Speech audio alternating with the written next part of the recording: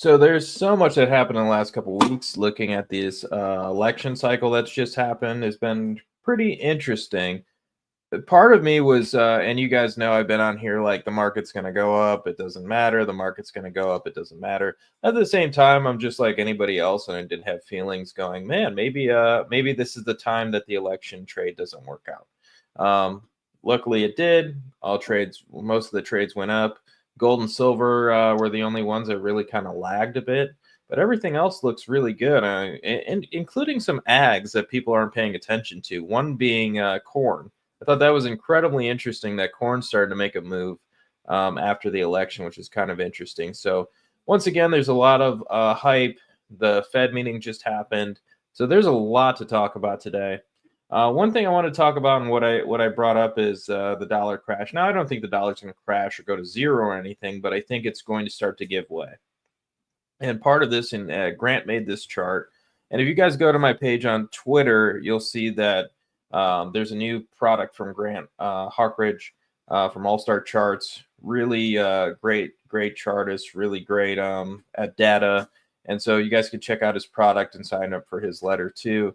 It's a free letter, so definitely check that out. But shout out to Grant. This is a great chart. I was trying to illustrate because I had the data, but I didn't have a way of illustrating it the right way, that the dollar usually gives a lot of its gains back after the election. So you usually see a pop before the election, and then the election happens. There's a pop on, a lot of people jumping into U.S. equities, a lot of people getting excited about U.S. dollars and so on. And then you usually see that give way. And that's what I think we're kind of seeing now, is that the dollar's kind of going to go back into this downtrending period, which is going to give give a boost to risk assets. But most importantly to me, it's going to give a boost to the commodities market. And I think we're going to start to see a correlation change with a lot of things. One of those correlations being bond yields and the dollar. Everybody's going, bond yields and the dollar have to move together. They don't. There's lots of times where they don't move together, and one of those times is in inflationary periods. So we could see the dollar start to move lower and interest rates start to move higher. That would be a sign of inflation coming our way. But for now, I think this is a pretty positive outlook for risk assets. If we're looking at energy stocks, financials, the small caps, micro caps, basically across the board in some of these areas that have been unloved for a while, I think they're going to do very good in this type of environment. And the dollar the dollar falling is going to give a little bit of a boost to that as well. So I'm definitely interested in kind of seeing how this all shakes out. Remember, right before the election, we started to get signals like this, which is lumber giving a band squeeze breakout signal and starting to move higher, and it's continued to move higher. It moved higher on election day. It moved higher yesterday. It continues to move higher. Copper caught a really nice bid the day after the election. It was up 5% on that day. So I'll pass it over to you, Kashab. What did you see during the election? Anything that stuck out to you as pertains to the market? So I saw a lot of wild moves in the currencies, which I think no one's paying any attention to. So, for instance, the Brazilian real had a 4% down move at one point, and then it reversed and ended the day around 1% higher. So that was wild. The peso, the Mexican peso, of course, that's obvious because Trump tariffs gonna hurt Mexico. So traders sold the peso. That was obvious. The euro had a big dip. The AUD, the CAD, pretty much all the currencies had a really big dip versus the dollar. And some of them still kind of look terrible versus the dollar, but a lot of these are starting to reverse. In terms of equities, I think we just got the knee-jerk response because everyone just decided that Trump is going to be extremely bullish for the economy, so let's buy US stocks. And this was actually the first time, rather than just buy US stocks, meaning buy the Max 7, investors ventured out. There was a point where the KRE, the regional banks, were up 8% because Trump has been very vocally critical of the Federal Reserve. So that's something that we will get to a bit later. But that had a big impact on the KRE. And then you had a big move in pretty much everything that's related to the real economy. The Russell is kind of imperfect because you can't really lump 2000 small caps together and call it a index, but the Russell was up around 5% at one point. So we saw a lot of euphoria. Now, in a way, it's nice to see because it's a strong vote of confidence in the upcoming president. In another way, it scares me because you're seeing this wild bullish sentiment, you're seeing this wildly bullish price action, and the Fed is not easing. So when you get a situation like this with the Fed not easing, it scares me a bit because can it last?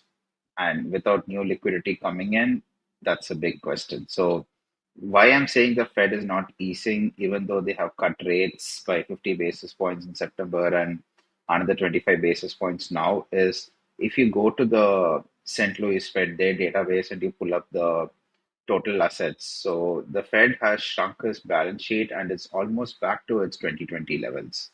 And if you count the remittances to the treasury, which is the realized losses on the Fed's balance sheet, if you count that, then the balance sheet has actually shrunk quite significantly. So, putting that together with this level of euphoria, I feel something has to give. Now, that doesn't mean the market is going to crash. It just means we might get 6, 7 months of consolidation, like what we saw with Bitcoin when it had that blow off top in March. It didn't really correct much, but it just went sideways, chopped around, did nothing for a long time. So, the kind of euphoric sentiment we have seen, coupled with the lack of new liquidity coming in, tells me somewhere down the line, we are going to have a long period of zero returns. Negative returns, maybe, and crash, very, very doubtful, but possible. And I'm rolling out a crash mainly because investors are so euphoric, every single dip gets bought. And now that volatility has decreased, every single dip is going to continue getting bought. So I don't think we are going to see a crash, but we are definitely set for a long period of sideways returns, especially in whatever went euphoric right now, at least until Trump comes into office and actually puts in place some policy changes. For instance, KRE bullish, but only if some change happens at the Fed or some rules change to make it easier for banks to lend and hide their bad debts or something happens. So in 2008 with the banks, what happened was you had a rule change where the treasury said, or I don't know who said it, but they said banks don't have to market anymore. You don't have to show your losses. And that changed everything. That was the March 2009 S&P bottom, and then everything just took off. So until we actually see some changes coming from the first 100 days, I think the move has probably played out. I don't think it's going to crash, but I think we are going to be in for a long period of sideways returns. So I still have the, I mean, if we're thinking about it, investor, you're an investor, you want to take a long-term position. Sure, I could agree with that statement of US is probably positioned for some underperformance. But if we're just looking at it as a trader, the end of the year, I would assume is pretty good. Now, once again, we get into next year. I don't know what next year looks like. I don't know, what type of damage this will do, because what my biggest thing right now is looking at this as the reflation trade taking off.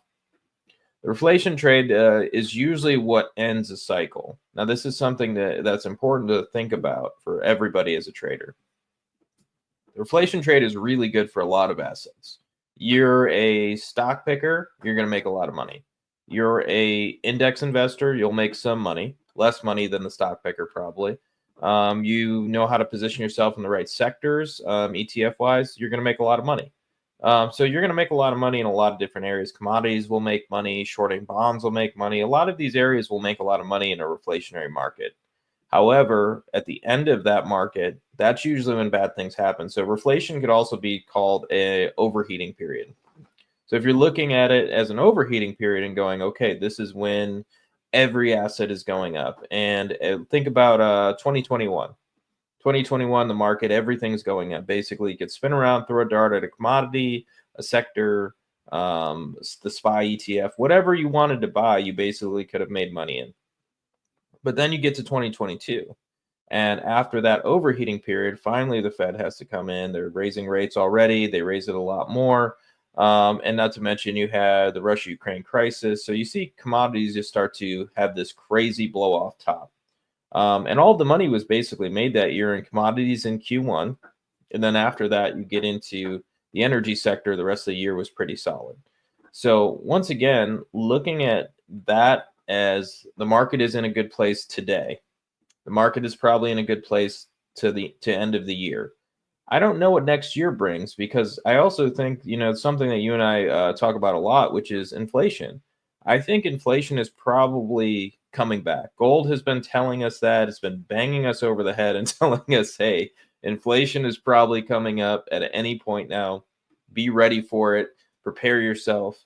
However, investors don't. Investors don't think about things like gold. Gold is an amazing asset, a really great way to kind of diversify your wealth, have it in something that can really hold its value over time. And a lot of people are just overlooking it. And then we're going to get into this cycle where then next thing you know, oil is going to start spiking.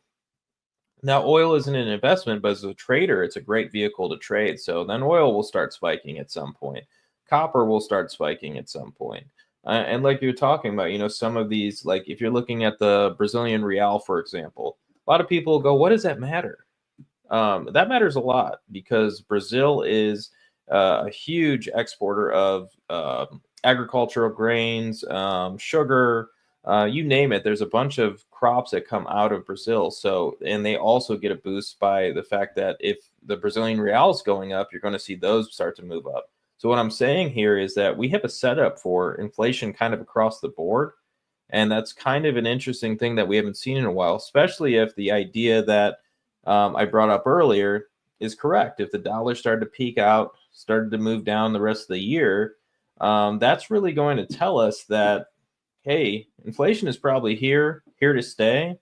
So basically, now it's how do we prepare ourselves? What should we be buying? What should we be looking for as traders? So, do you have any thoughts on that, Kashab? Um, sure. So I would start with the oil sector and not just the US onshore oil producers. I would definitely buy the US onshore oil producers, especially the ones which have shown good discipline over this cycle. So, if you recall, 2014 was kind of a crisis moment for the entire sector, and some companies emerged out of it and did well, others fell by the wayside. So, I would look for a resurgence in the oil E&Ps onshore US. Then, but that wouldn't be the main trade. The main trade for me would be LNG. And that's just because Trump is so pro oil industry that he will get rid of a lot of the regulations standing in the way of LNG exports. And that's going to be a big boom because US has so much natural gas that it cannot be consumed domestically, and you can build as many factories as you want, as many data centers, natural gas fired power plants powering those data centers as you want, and you still have way too much energy. So US can definitely take the spot of the Middle East or Australia in the LNG market and become the go-to supplier of LNG for the world. So I think if Trump comes in, that will become a reality. And we talked about one of the LNG stocks in our previous discussion when we were talking prior to the election. So I think that entire sector, the infrastructure sector, and it's not just the LNG terminals, it's also the pipelines, it's also the natural gas producers who are able to supply this market. I think there's going to be a tremendous boom in this sector. And this sector has been kind of in a feast or famine mode for the last 40, 50 years. So this is going to be a big change. And outside of oil and gas, I would look at permitting becoming easier. For instance, there's a company trying to build a mine in Alaska, and they are not able to get a road permitted. Just an access road to go to the mine, they are not able to get that permitted. So things like that, it's going to ease up. And if this eases up, then mining exploration expenditures on US mines, that's going to increase just because it's going to be easier to deal with all the environmentalists and all that. So third sector I would look at is a resurgence in American manufacturing. Now, like it or not, and as a US consumer, you shouldn't like it because a tariff just means prices at your supermarket go higher for you. It doesn't hurt the Chinese, it doesn't hurt the shipping companies, it doesn't hurt the manufacturer, the retailer, no one. It hurts the American consumer. So you should hate tariffs. But like it or not, Trump voters love tariffs and they think they're going to screw China and screw Mexico and screw Japan by implementing tariffs. So when that happens, what's going to happen is you're going to get a lot of costly manufacturing getting reshored to the US. So you already have the Biden administration introduced the CHIPS Act, which incentivizes semiconductor companies to move out of Taiwan and start manufacturing in the US. Now, you're probably going to see something of that sort across every industry. And considering the vice president candidate and his background, I'm pretty sure a lot of that is going to flow into the old industrial towns. So you're going to see a boom in manufacturing, you're going to see a boom in steel. So all the related stuff that goes into making stuff. So you're probably going to see a boom in all that. Now, net, is that good for the American economy? I don't know because the US has moved from agriculture to manufacturing to services to finance to it's gone up the value chain, and Trump wants to take it lower down the value chain, and he wants to do it by weakening the dollar. So, how it plays out, whether it's a net benefit for the American economy, I don't know. But there are going to be a lot of winners and losers in this, and the winners are pretty clear. And I don't think the market has started to price this in yet. So, those are the opportunities. No, I agree. I mean, there's a lot of opportunities right now in the market, and I think that's a thing that you have to think about and think through. For me, as a the my trading style, I'm just kind of looking at this nice move higher that we're seeing in the market, and I'm seeing a lot of people think that, for example, and I'm just talking about people thinking in a very short-term sense. In a very short-term sense, you have people see these breakouts and these moves, and even the energy sector had a really great day on the election day, which was very interesting. That was up 4%, even though oil was basically flat. It continued. I think it's up today again, and even though oil is down. So it's kind of interesting to see some of these moves that happen. But for me, my main thought is I'm watching so many people go, okay, we did it, we won, and they sold all their positions on the election day, and reasons varied from, hey, there's a Fed meeting soon, hey, this could happen.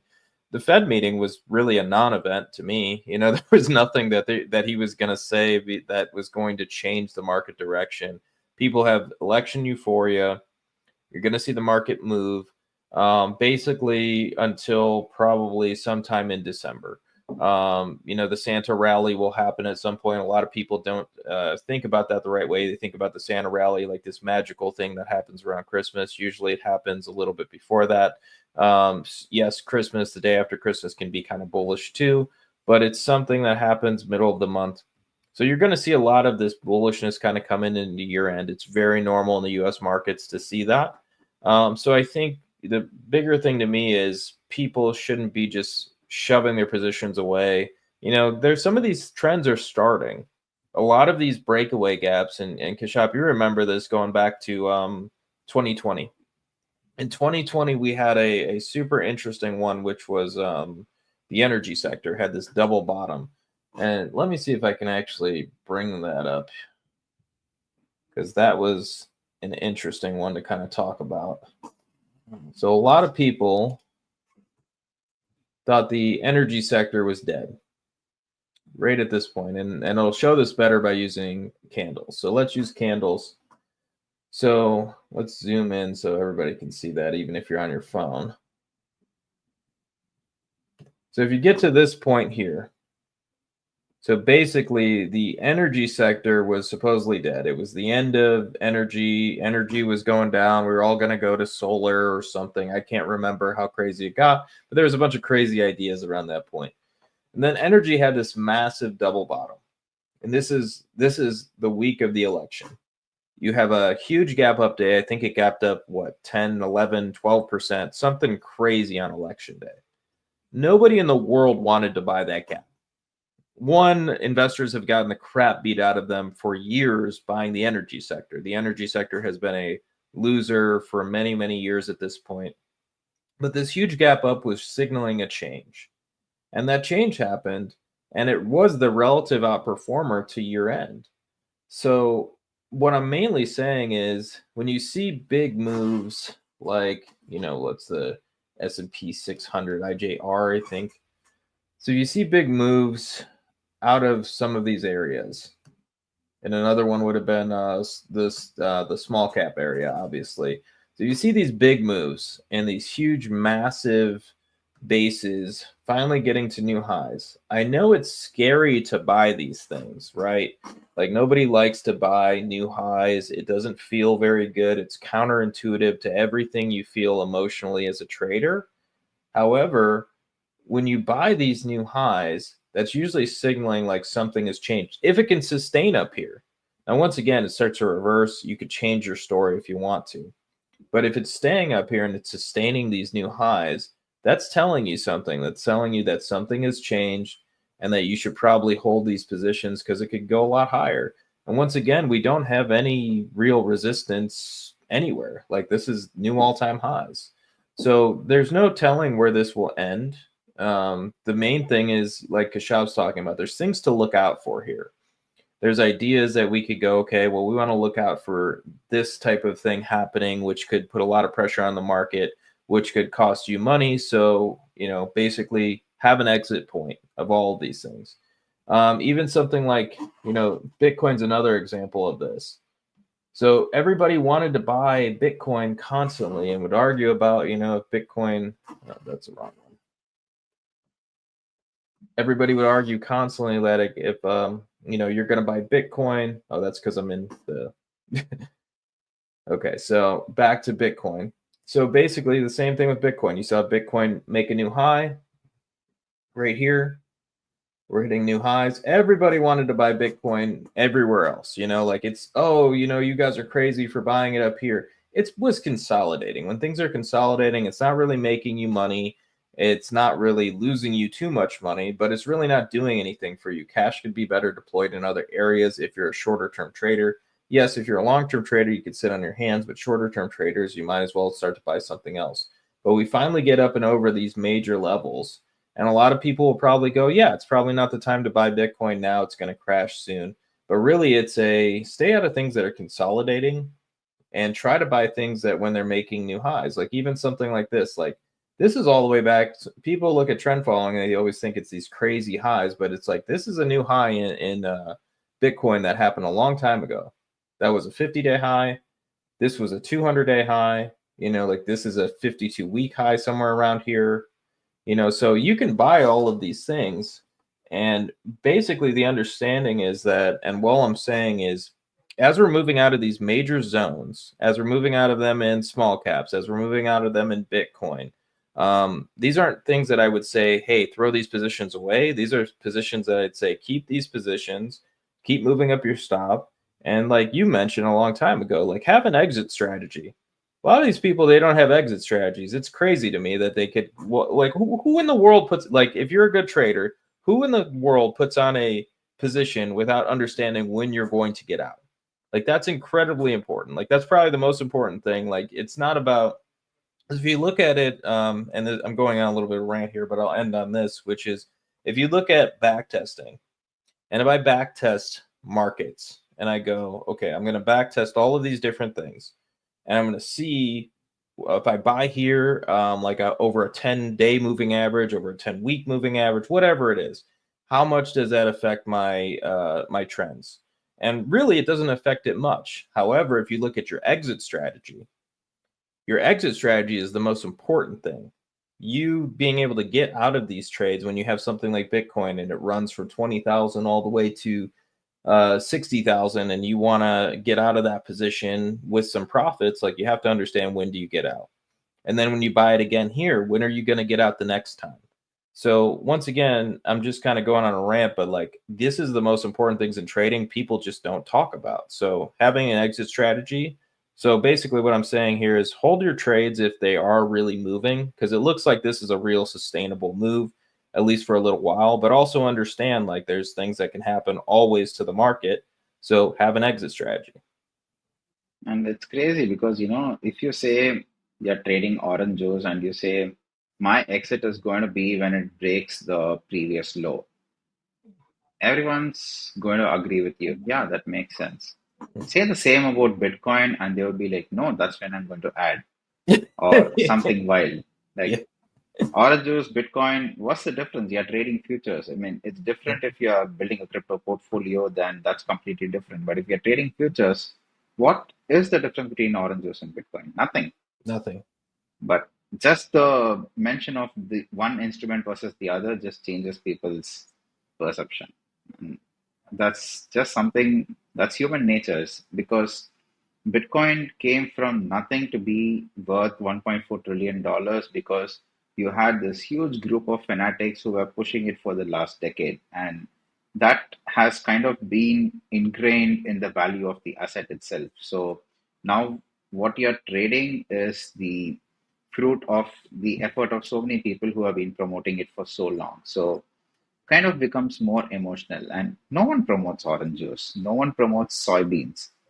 Like no one cares about soybeans. Say the same thing for canola, for rapeseed oil. No one cares.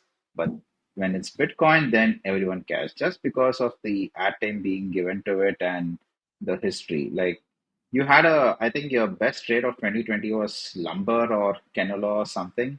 That Yeah. was like a Something 10x. ridiculous. Yeah. Something that nobody trades. I remember that. Yeah. Yeah. And just because it's not in the news, no one cares. But because Bitcoin is in the news, everyone knows about it. And you tell someone that you're better off investing in a 2 by 4 versus Bitcoin, they wouldn't believe you, even though the returns prove it. Yeah. The returns were really good that year too for a lot of really odd assets. And that's the thing if you're a real technician, and this is a thing that I find out a lot of people aren't legitimate technicians. A lot of people will say, like, I look at price action and then the election will happen and they'll say, well, there's an election. I got to get out of these positions. And it's like, if you're a real technician, you can trade everything exactly the same. Especially the other people who say they're technicians and they'll be like, but I can't trade something like lumber. I can't trade orange juice. I can't trade oil. Like, it's like they're all exactly the same products, right? Like, there is no difference between it if you really think about it. If you're thinking about it as a price action trader, sure, if you want to look at it as fundamental wise, yes, there is. But basically, there's a formula for fundamentals as well that is very similar.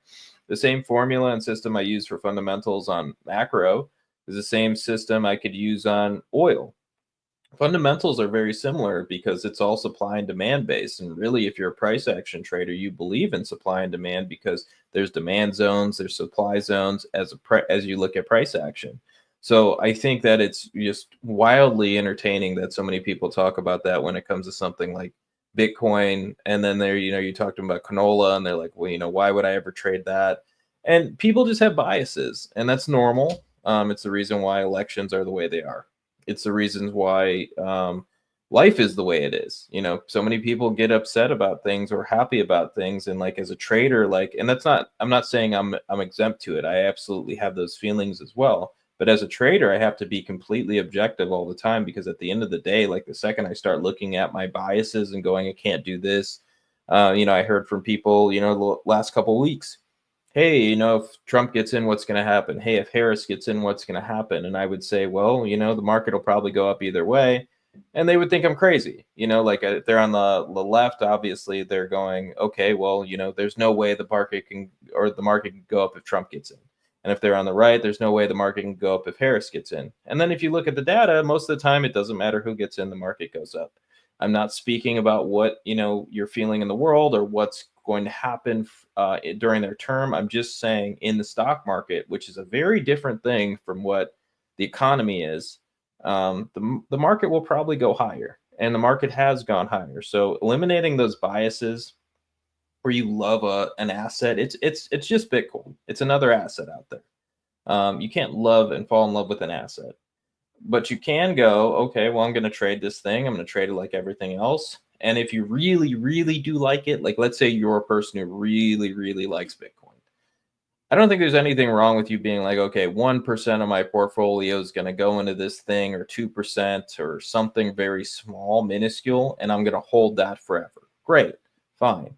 I have nothing wrong with that. But when you start to look at that like you're a trader, and then you're like, oh, well, I just need to continue to buy dips on this thing, but I wouldn't buy dips on oil. I wouldn't buy dips on the S&P 500. I wouldn't buy it, even though the S&P 500, that strategy actually works. I wouldn't buy it on anything else, but I'm just going to do it on Bitcoin. That sounds crazy. Yeah. So let's talk about commodities. So what's happening in the wheat market? And Jason, for everyone who knows him, is my go-to expert on wheat, whether it's the South American wheat or whether it's the winter wheat. Whatever's happening in the wheat market anywhere in the world, he's my go-to expert. So let's hear your thoughts on wheat. So wheat is incredibly interesting right now, and that's one thing that like you and I have talked a bunch, which is you have wheat in a position where it should be explosive. Anything that could really send wheat up is going to either lead to a short covering rally or a trend change. I finally think that wheat has bottomed. I do think wheat finally bottomed at the end of the summer, which is what we're seeing here. Wheat looks like it bottomed. Now it's consolidating sideways, and I think it's ready to move higher.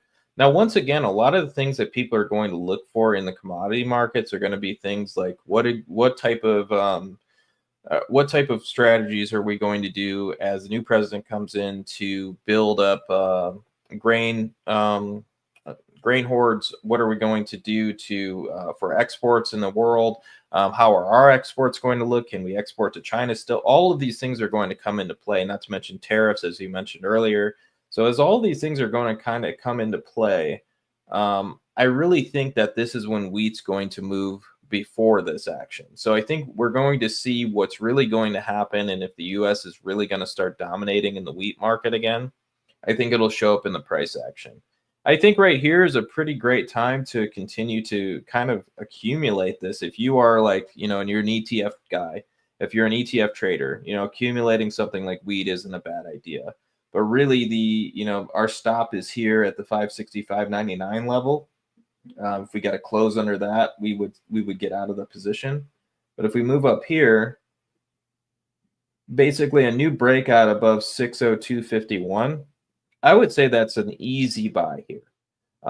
You've had the same situation happening in Brazil, like you saw in Brazil, like you see the real start to move.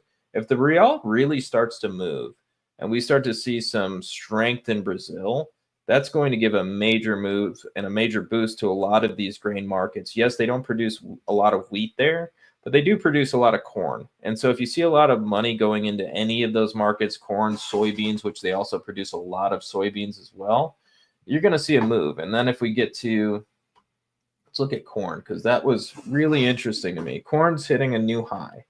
Once again, our stop was at 410. And then now corn's hitting a new high, which it hit a new high recently. Is that a 52-week high? That's something I want to know if that's true. Nope, nowhere near a 52-week high, but are we at a 100-day high? So corn just hit a 100-day high for the first time in since the beginning of this year in April, where it had kind of that false move. So and before that, the last time it really hit a 100-day high is you got to go all the way back to 2021. We had a great move in 2020 after it hit a 100-day high. So a lot of the time, the 100-day high signals work really, really well in these markets. So I would say, you want to continue to look for these areas in the market for major outperformance. The thing that's been putting a lot of pressure on it to me, and this is a thing that I continue to pay attention to, and I would think that when this starts to change is when you're going to see this big move in the grains, especially soybean meal, corn. All of these things will start to move higher when you see live cattle move down. At the moment, cattle prices are very high. What that also means, and you could look at the price and see this, but this is also the truth if you look at the fundamentals, which is the supply is very low. So supply being low means there's not a ton of use for a bunch of grains to feed the animals at the moment, putting a lot of pressure on the grain markets, especially soybeans, soybean meal, and corn. So if we start to see this really break down, and the problem right now for me is that I don't see this breaking down. Like we're still long the feeders, and this just looks like it's an ascending triangle, which is just telling me that maybe this thing could even go higher. But for me, I want to pay attention to this market. If this really started to break down and started to create a lower low here and stop making new highs, I think that's going to be the time where we're going to want to get heavily into something like wheat, corn, soybean meal. And how's the planting season looking and the winter harvest? So terrible and good. So it depends on where you're at in the world. A little bit, a little bit is better than expected, but globally, I'd say it's worse than before. Like we had some of the worst weather we've ever seen in the United States. The United States didn't have a very good season, but some areas did. Brazil had a bad season, but it was better than expected. It's the same as Russia. They had a bad season, and Ukraine, but it was better than expected. So it's not basically they came out with very low forecasts because they already thought it was going to be a very bad year. It ended up a little bit better than expected, so there was some euphoria on that. However, now looking at it, it's probably where people are going to go, okay, that was kind of BS. I really do think that this market probably will move higher. So I'm very bullish on the grains. I just need to see this chart start to resolve. If I don't see this chart resolve, I'm really I don't know how bullish I can get on the grain complex just yet. I mean, a lot of them look really good though. Like number one is corn. You know, like definitely corn would be, if you're a grain trader, I would look to buy corn number one. Number two is wheat. We already have positions in corn and wheat. Number three, which I haven't seen anything happening yet, is soybeans. Soybeans look terrible. I wouldn't touch this chart if somebody paid me to take this trade. There's no way I would take this trade, but I'm not saying that it won't happen. If I'm seeing corn and wheat move, soybeans will probably move as well, but I am saying the outperformance will probably be in the corn market. So this will probably move higher, but the outperformance will definitely be in the corn market. So the problem in grains is also manifesting in the fertilizer stocks. So I've been trying to catch the bottom or catch the turn in the fertilizer stocks for the last year, and every single time it starts to look like that's going to happen, the rug gets pulled. And recently, I doubled up on my fertilizer position on the news that Belarus is planning to cut their shipments of potash. So Russian potash is already sanctioned, Belarusian potash isn't. And so they say they are going to cut, which sent the North American producers up. So the it's a good gap up. It looks good, but the gaps have been filled, and now I'm left wondering whether this is going to be Lucy and the football again, or this is going to finally be the move that sends the fertilizer stocks up. And speaking of taking a trade multiple times and getting frustrated, so off the top of your head, what was the worst trade that you took in the sense you got stopped out multiple times and said, I'm just going to kill this trade off my list and never going to take it again, and then the next signal worked? Do you have something like that? Oh yeah. Let's see. There's a million of those, but I got one all queued up for you already. Because Okay. I've talked about this one a bunch of times, but it was cocoa. Cocoa being easily. Let me try to change the color on that because it was made for something else. Well, this is the important part of trading that I think a lot of people miss out. It's so cool to talk about, yeah, you had this winning trade, but it's like in the market results on his fifth try, Paul Tudor Jones caught the shot at the top of the bond market or something like that. And that Yes. that frustration, I'm at that frustration point with the fertilizers now, but I continue to take the trade. Yes. So look at cocoa here. So if we look at cocoa and we go, okay, so this, and I'm glad you bring this up because like you said, it is the most important thing of trading that people don't talk about. This chart is the reason why so many people stopped taking signals in cocoa. People stopped trading it. Yeah. I had so many systematic guys tell me they just can't trade it anymore. It doesn't make any money. And once again, if you go back further, there's been plenty of trends in cocoa, but it's always been a very choppy market. So like there's always been a lot of chop. Like this is a huge move, there's huge moves, but it's very choppy. So they started to take it out of their trading systems. They stopped taking signals on it. And really it's a lot of these trades weren't even losers. Like this is like basically a flat trade. This is a small winner.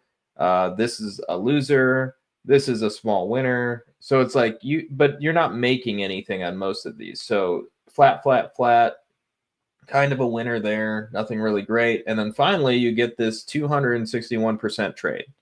And so actually, if you were in the contracts, you made a little bit more than that. So this is a huge move here that you got to make a lot of money in. But a lot of people wouldn't be willing to continue to take the signals, because that's the thing. Like, one thing is holding on to the trade. Figuring out how you're going to hold on to the trade is obviously important. One of the most important things you're going to have to do as a trader is figuring out how do you hang on to a move like this. But the other thing that's also important is how do you deal with this? Like, and I don't have a good answer for everybody. I think some people will go, well, I just wouldn't trade that market. Well, guess what? the US stock market has done that during periods of time. Go back to the 60s and 70s, the stock market looked exactly the same. If you took signals in it, you got stopped out a bunch of times, just all the same way. And at that point, commodities like cocoa were just raging to the upside. So I think what helps me is trading all these different markets. If I can trade cocoa, and I can, the same way as I trade bonds, the same way as I trade Bitcoin, the same way as I trade oil, gold, the U.S. stock market, the Chinese stock market, the Europe, all the way to any commodity, whatever it is, I trade them all the same. So having that ability to go, okay, well, yeah, I got chopped out of another cocoa trade, but I have this other trade over here that's working well. That helps out a lot. I think that's one of the most important things that you can do as a trader is have more than just one thing that you're looking at. Because if you're only trading one or two things, like you're going to go through period. Like imagine just being a cocoa trader. Like you're just a cocoa trader, and this is your life. This is your life from 2017 all the way to 2022. Just a mess. Of course, you would quit taking signals in this market at some point. Anybody would. But if you look at it a different way and you go, well, I had, this is 2017, but my equity trades were working great that year. Bitcoin was working amazing that year. And you get to 2018 and you go, well, I had a bunch of shorts that worked amazing at the end of 2018. And then you look at 2019, I was long Greece, Russia, Brazil, a lot of these things that did really, really well that year. And then 2020, obviously, there was the commodity bull market. So none of the other commodities looked like this. They were all just raging to the upside. And 2021, the same thing. So it's a continue to look around. And then those years like 2022, when the rest of your trades are not working very well, we had a good return in 2022. And part of that was being in trades like cocoa, just basically holding us flat for the last 3 quarters. We made a lot of money in the first quarter of 2022. And then the rest of the year was kind of flat. So then you have a bunch of trades like cocoa and shorting bonds and a lot of these trades like that make you the money, that basically hold you flat while you might be losing money in other positions. And then you get into 2023, this thing's raging to the upside. The NASDAQ started to move. So I think it's important to just be able to trade different products. I think that's the most important thing that you can do as a trader is like, don't be stuck in like, hey, I know so much about one thing. That's a hard thing to do when you feel like you understand. I think a lot of people, and this is like me getting more psychological than trader wise, but putting on my psychological hat, I think a lot of people think that as a trader, if you're really good at a product, like you think you're really good, you made some money in the SPY, you made some money in the Qs, and you go, well, I'm really good at the Qs, I'm really good at uranium miners, gold miners. And so your brain goes, I have to only trade these things because these are the things that made me money. And really, if you think about it, like trading is a thing of a little bit of skill. Like once you, but it's I'd say 50% discipline and then 20-30% luck. Getting in those trades at the right time. Like, yes, if you're in a Fed liquidity period and you have you really like the NASDAQ because it did really well when the liquidity was high in 2020, like of course you're going to love the NASDAQ. But then the next year, if you're in commodities and you made a bunch of money in commodities, of course you're going to love commodities. So if you think about it that way, it's just based on the year. So the more you're diversified, the more you can find these different assets to trade, the more money you're going to make. And the less stress you're going to have being like, hey, I need to push this trade or make this trade happen.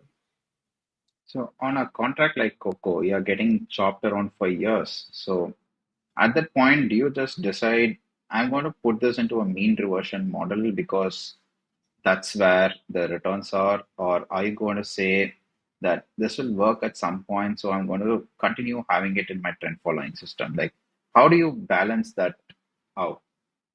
So I mean reversion models work very well in equities. If you look at them for something, even Cocoa, it doesn't work well. It's more consistent. Like if you want a less stressful life and more steady returns, mean reversion is probably the way to go. If you want something that's going to make you money and major returns, trend following will always beat it. The problem is that you can be stuck in those periods for a long time as a trend follower. But it's the same thing with mean reversion. You can also be stuck in periods where things are trend, like not to mention if something trended like 200, 300% like Cocoa, or something like Bitcoin, which moved a few 100% as well, you would just lose money on a mean reversion model, or using targets or getting out of these things. So for me, I'm always thinking that, hey, this will work at some point. I see it works in other assets. Why can't Cocoa have its day? Why can't Bitcoin have its day? But I also think something that's important to bring up too is the ability to go short too. I think a lot of people don't go long or short. Like to me, it's all the same. Like I don't post the shorts nearly as much because people just don't care, and a lot of people don't try to put them on anyways because most people aren't futures traders.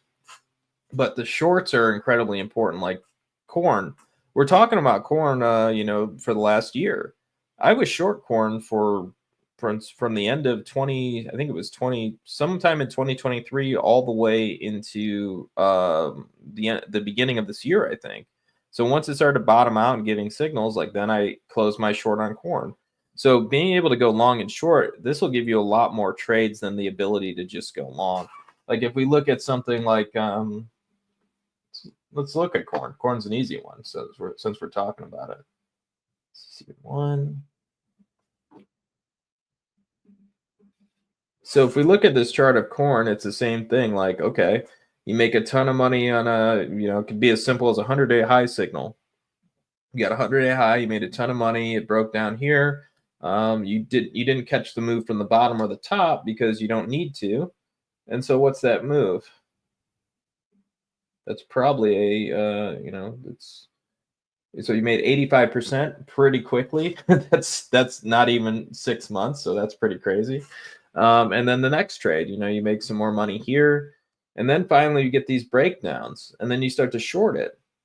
And so now you're making money on the short side. The ability to make money on the short side of things is incredibly important as well. You're not going to catch the whole move, but you're going to catch the meat of the move.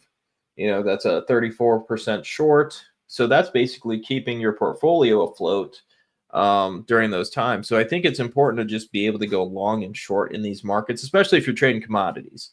Commodities don't just go up. Like a lot of commodity bulls are like, it's commodity cycle, it's just going to go up forever. It's like, no, even in the best commodity cycles, like the ones that happened all the way back in the 70s, what did sugar went from pennies all the way to 80 cents and then back down to pennies again, and then it went back up to 80 cents again, or 90 cents. It was a higher high. So I mean, these things happen in these markets. I think it's incredibly important to be able to go long and short. But the bigger thing is understanding the market environment you're in. Like sometimes it's not a market where you want to trade commodities. Maybe it's something where, and I think that's why signals like 100-day highs work very well, because you have a neutral period. People put so many trades on and they don't have neutral periods in their trades. Like if you're a systematic trader and you're using a moving average crossover, you feel like you should always be long or short, and you'll hear really ridiculous books like this. And this is kind of funny to think about because I forgot about this. You'll hear really ridiculous books that will say things about trading, and they'll say, if I'm bullish, I'm already in, and if I'm bearish, I'm already selling it, and it's like that's not true, because there's plenty of times where things are just consolidating. and you don't want to be in them at all.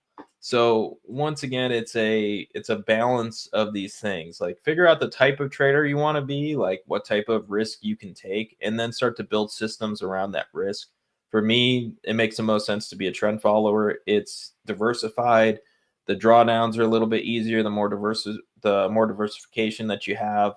And I really enjoy looking at the global map every day and looking at what I would like to trade.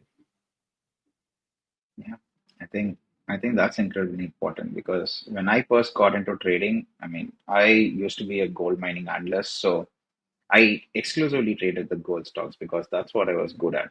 Then I added the adjacent sectors. So I added uranium, I added oil and gas, I added crypto, and then it just kept going. I added shipping.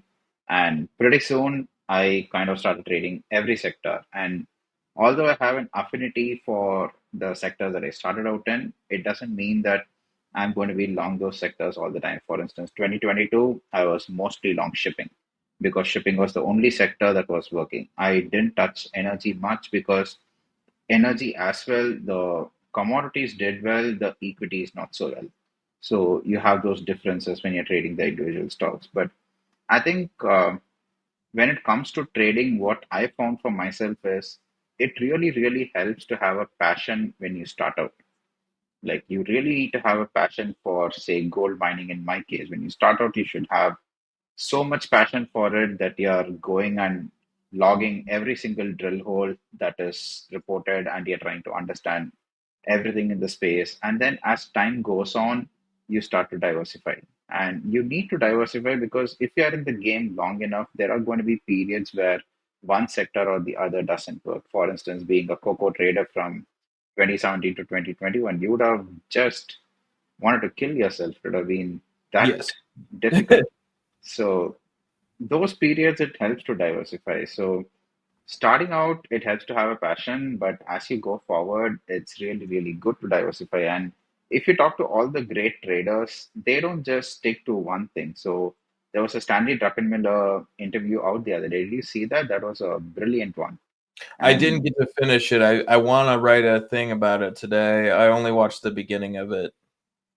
it was a brilliant one. And he talks about how he took a break for about 4 months in 2000 after the dot-com crash, and then he reset himself and he went from trading the stocks to trading interest rates, Mhm. and that changed everything for him. So that I think difference that in things pers- like that it's everything, and I think that too many people like I think it's intimidating. Number one is it's intimidating. One, it takes more money to trade like the futures market well. And then number two is it's intimidating to start to get into these different areas. Because if you're looking at bonds, like you think in your head, like, for example, if you look at the SHI ETF and you hear you and I talk, like you said earlier this year, hey, I'm going to get long the 2 year bond market. When people hear that, they look at the SHI ETF and they're like, oh, so he's going to make 2%. Like I don't want anything to do with that.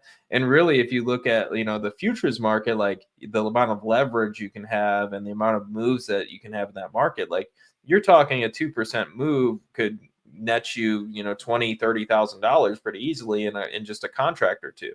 So once again, it's a understanding these things, and I think that just comes with anything in life. Like I talk about bees a lot, but it's just easier for me to make it. When I was younger, I was always really afraid of like hornets and bees and wasps. And then like you learn that like most of them are solitary, and then you learn that some are boys and they don't have stingers, and then you learn that they're really not, like, unless you're near their hive, they're really not that dangerous. They really don't just come at your head for no reason. It hurts them to sting you. So over time, you learn like, okay, well, I'm not really afraid of them anymore. And so, like, I mean, I go feed them. I put my hand right in it. I don't wear anything to do it. I don't care. It just doesn't. They never have stung me once. So it's the same thing with markets. Is once you understand like these other areas in the market, once you understand like things like what interest rates are, what futures is, like how to trade futures, what the leverage is, what the position sizing is. If you understand all those things, it makes it really easy for you as a trader to get into these different areas. But if you look at it and you go, man, this crazy dude Jason's always talking about orange juice and all this crazy stuff, lumber, and I don't even know what that is. Of course you're not going to trade it. Of course you're not ever going to take advantage of it. It sounds crazy. It doesn't even make sense to me sometimes. How am I making money in orange juice? Somebody one day was like, some people get very like on their high horse about it and are like, well, next thing you know, we're going to start trading air. And it's like, you guys trade stocks all the time, and you think it's like it's a bad thing to trade commodities like orange juice. Like, that's wild. So once again, it's understand what you're trading, like the product. Like if you're in futures, understand futures. If you're in options, understand options. But don't overthink, like if you're a chartist, like, and you're reading a chart and you're going to take a signal on a 100-day high or a breakout or flag pattern, whatever it is, and that's in a stock that you like, and you will take that 10 out of 10 times. Do the same thing with something like corn. Do the same thing with interest rates. Do the same thing with crypto. It doesn't matter. It's all the same thing. Yeah. So let's talk about the dollar. So we kind of started out talking about the dollar, but not quite. So where do you see it going? So I know you have your views clear that we should see a top in the dollar either now or sometime soon. And so what happens after that? Where do you see capital flows going after the dollar tops out? So I think this is a good point. We could end on this subject because it's really it's complex, and it's at the same time it's pertinent to right now. So if we look at the dollar, and what he's talking about is, earlier I brought this chart up from Grant, and this chart is basically the dollar topping. So if you see the dollar top, it usually happens after that election period, and then it starts to move lower into the end of the year. That's a very normal move during an election year. That gray line is the election year line. So we'll probably see that towards the end of the year. But something that's also telling me a lot, things like lumber, this crazy move in lumber that's just starting, that's telling me that, hey, are we moving into a commodity cycle? We've talked about this one a million times, but this is just an old chart of gold that I had. But this is a chart of gold. So looking at gold, like, we're not anywhere near euphoria, but look at that trend in gold. Like, it's moving really nicely. It could continue to move for a very long time.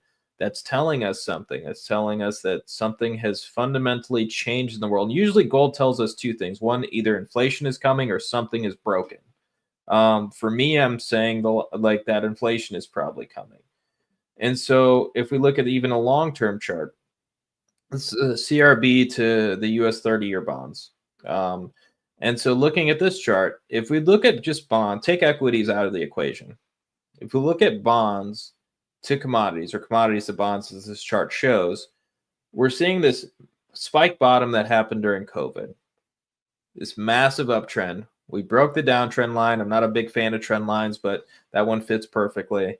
And then we started to just consolidate up here. You could call that a diamond top.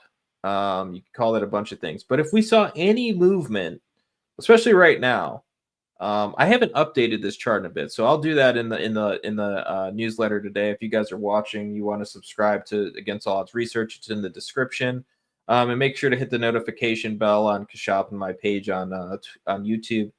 But if you're just looking at this consolidation here, all it would take is a little move in oil, and this would move to the upside. And most of the time, when this is moving up nicely and out of consolidation, that's really a good time to buy commodities. So if we add the dollar into that equation, now, once again, this is why I have trouble writing sometimes, because it's like my macro hat is 5,000 places. I sometimes sound like I'm a crazy person talking in like a bunch of different languages, but really it's just all one trade. So if we're looking at this one trade, looking at the dollar and going, okay, the dollar could move lower into year end. After election periods, you see a lot of liquidity and a lot of euphoria coming in the market. Why can't that end up in the commodity space? Why can't money go out of dollars and back in the commodity space? So I definitely think that that's where the market is heading, especially now, like looking at some of these reflationary sectors doing so well. Financials is financials leading this year now? Like, I gotta double check that. but I feel like financials are leading this entire year. Let me double check that real fast. So I'm going to bring up the Koifin right here. So Koifin's a great account for you guys if you guys want just Yeah, financials up 32% yes. and insurance up 30%.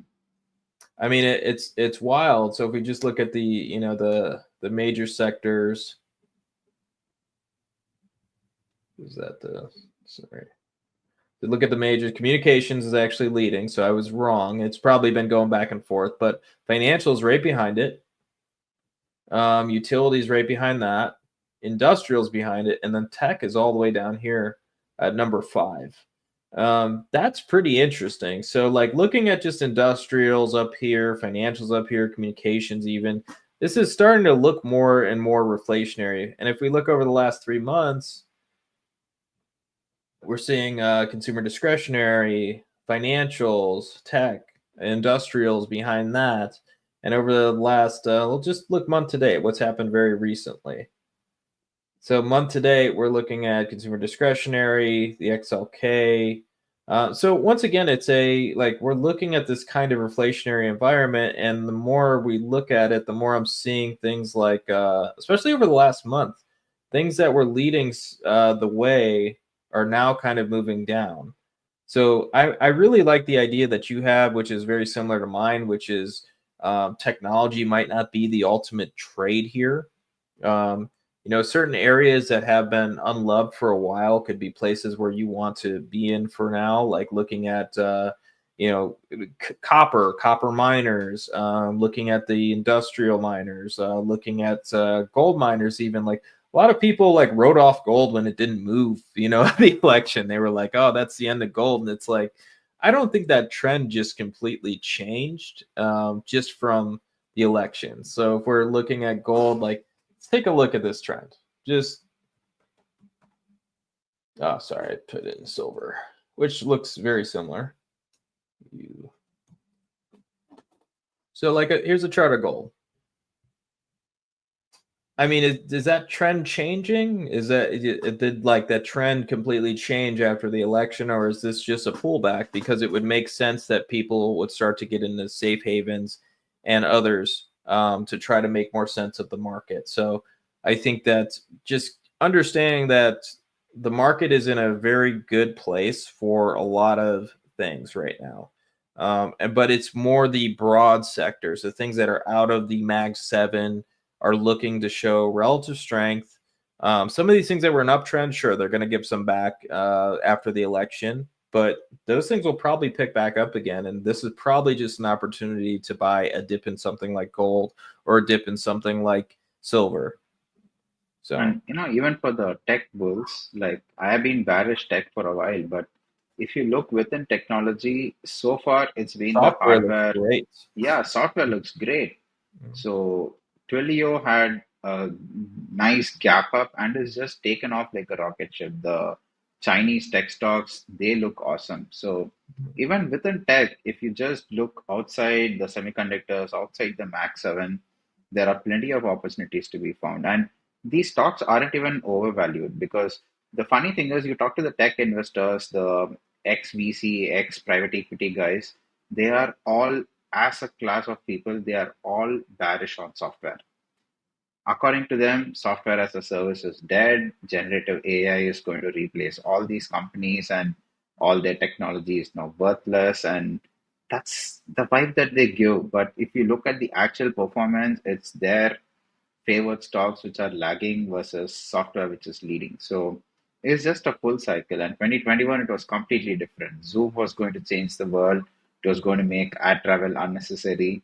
And 2022, Raoul Paul said, we are all going to live in the metaverse and you should buy Roblox and meta Mm, platforms and all that. And it's just we got a complete about turn just in a couple of years, and I think that's perfectly illustrates how markets work. It's all cycles, and if you can play the cycles without getting emotionally attached to any one asset class or one sector, and just realize that the market is what it is, and don't get angry at it, just go with the flow. I think you'll have a very peaceful life. yes. No, that's perfect. And so we'll end on that. All right, guys. So we're on every week on Fridays at 11 a.m. Eastern time. Always forget the times we're on, but we try to be here every single week on Friday. So please drop in, ask questions. Definitely try to follow us on YouTube, and we'll talk to you guys soon.